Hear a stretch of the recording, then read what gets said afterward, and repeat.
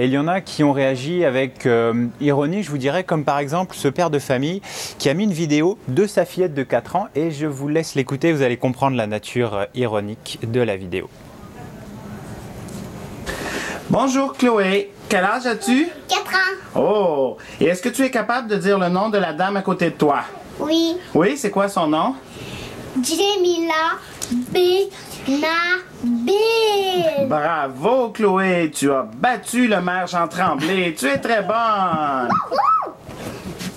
Donc vous voyez une vidéo qui vient d'être mise en ligne sur YouTube, enfin il y a quelques heures, et qui a déjà beaucoup circulé sur Twitter. Alors si certaines personnes se demandaient comment le prononcer, eh bien Chloé, 4 ans, vous le disait. Très bien, merci Florent. À plus tard au cours de l'émission. Et vous avez vu, pendant que Florent Dodens nous faisait entendre la petite Chloé, qui est, on peut en déduire, appartient à une famille qui est militante du Parti québécois, puisqu'il y avait l'affiche de Mme Benabib. Vous avez aperçu la réaction de Mme Benabib, qui est dans nos studios de Trois-Rivières. Bonsoir Mme Benabib. Bonsoir. Merci d'avoir accepté notre invitation en compagnie d'autres candidats. Et je vous en prie, me permettez-vous de dire bonjour à Chloé? Oui, bien sûr. Et de la remercier. Merci Chloé. C'est peut-être la belle chose qui vous est arrivée aujourd'hui, j'imagine. Oui, oui. En compagnie d'autres candidats, Mme Benabib, et on a délibérément choisi des candidats qui appartiennent à des communautés culturelles de première ou de deuxième génération. En fait, les partis ont désigné des gens appartenant à des communautés culturelles, mais qui sont nés ici. Alors, je vous les présente dans l'ordre.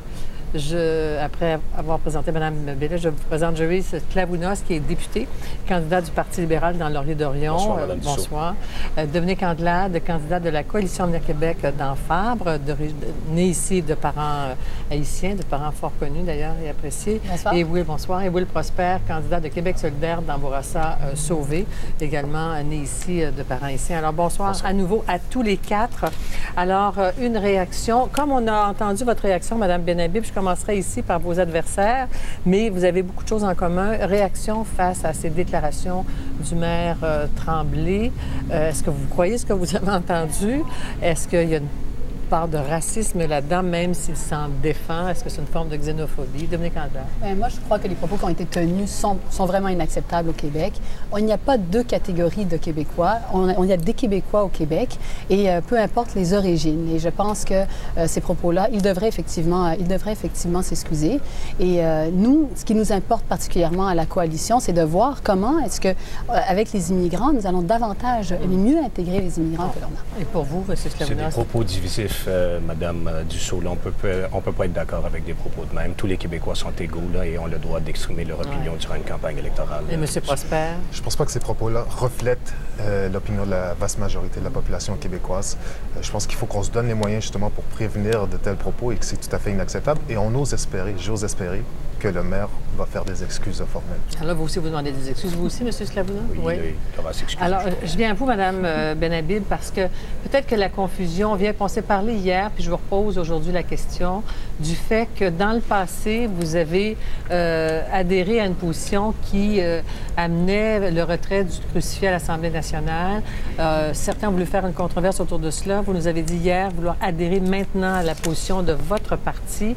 Quelle est, au fond, en deux mots, votre position claire là-dessus, là? Exact. Donc, ma position, c'est c'est la position du Parti québécois qui est de maintenir le crucifix à l'Assemblée nationale. Il y a eu une résolution à cet effet en 2008 et on ne souhaite pas relancer ce débat-là. Et même si vous faites la distinction entre votre opinion passée et celle que vous avez maintenant?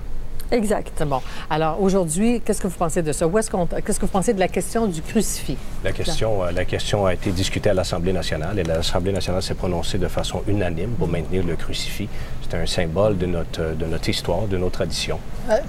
Moi, en effet, pour nous, le fait que le crucifix soit à l'Assemblée nationale, ça reste un emblème de ce que c'est que l'héritage culturel au Québec. Donc, on est... Pour vous, M. Prosper? Nous, on est pour le crucifix à l'Assemblée, mais pas dans le Salon Bleu. Donc, pour nous... Oui, il y a une petite nuance.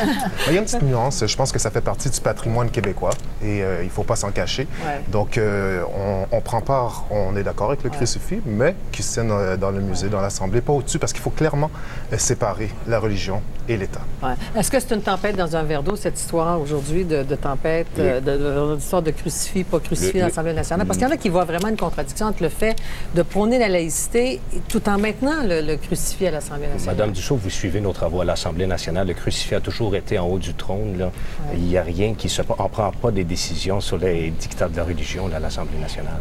Mais honnêtement, je pense que le débat n'est pas là. Les enjeux du Québec ne sont pas là. Moi, je pense beaucoup plus que les enjeux du Québec sont par rapport à l'intégration des immigrants. Et c'est sur cette question-là qu'il faudrait se pencher. Et pour vous? On est tout à fait d'accord avec ça. Je pense qu'on est là pour faciliter l'intégration des immigrants, mais il faut clairement distancer la religion de l'État. Je pense que l'État n'est pas un endroit religieux encore aujourd'hui, donc il faut se distancer ça. Il faut passer, exactement, il faut passer au prochain siècle. On va voir la portée de ça. Madame Benhabib, aujourd'hui, il n'y a pas que le maire de Saguenay qui est intervenu dans la campagne, il y a le maire de Trois-Rivières qui a laissé entendre que ces enjeux-là d'intégration des immigrants ou de la présence de quelqu'un comme vous, qui n'est pas de la région de Trois-Rivières, c'est nuancé. On ne sait pas trop si vous voulez dire parce que vous êtes immigrante ou vous êtes d'une autre ville du Québec, mais en tout cas que ces enjeux-là n'intéressent pas les trifluviens. Est-ce que vous vous présentez à la bonne place? Qu'est-ce que vous avez à dire là-dessus? Écoutez, je pense qu'il y a beaucoup de confusion dans ce débat-là. Si on veut faire un débat sur la charte de la laïcité, faisons-le.